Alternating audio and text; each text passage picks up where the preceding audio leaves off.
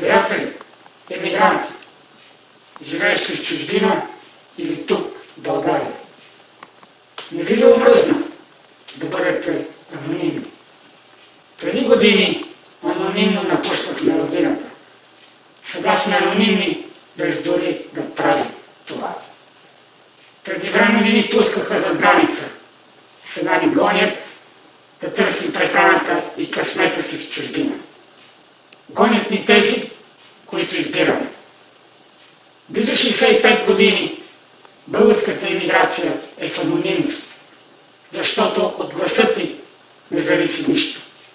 А 22 години ни лъжат демократично, че глас народен е глас Божий. Нима тези, които напуснаха България, не са част от този народ?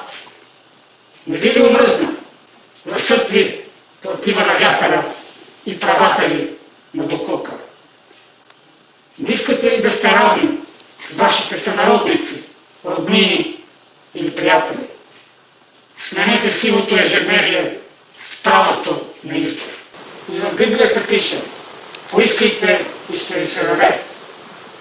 Поискайте с вашия глас да се решава съдбата на България и децата ви.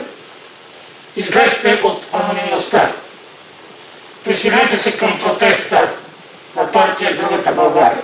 Протеста на 3 октомври, 11 часа в Брюксел, площад Шуман пред Еврокомисията.